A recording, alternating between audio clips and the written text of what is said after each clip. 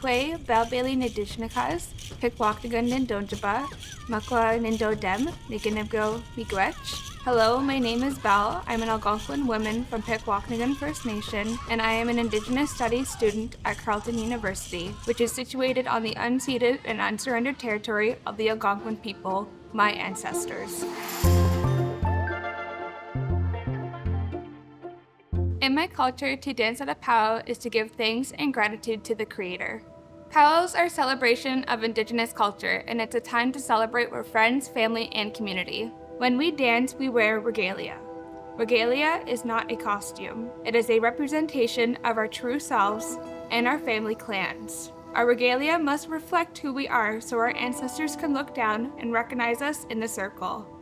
The style I dance is called the Jingle dress, and it's thought to have healing properties. I dance to honor those who have come before me, those who couldn't dance or speak our language because it was against the law, those who could not grow their hair, those who could not live the way our peoples have lived since time immemorial. But it is also a way to honor those who have persisted, those who passed down the culture in secret, who kept it alive, who lived so that I could be born and work to reclaim our culture. My advocacy work started before university as a dancer and through community events, like when I organized the first ever Orange Shirt Day at my high school. I also speak routinely about the residential institution system. Through my program, I'm advancing my advocacy work by embracing the guiding principle of two-eye seeing. This saying refers to learning to see from one eye with the strengths of Indigenous knowledge and ways of knowing, and through the other eye with Western knowledge and ways of knowing. Then using both eyes together to achieve progress. I have always been a child of two worlds, as I wasn't raised in my Indigenous culture.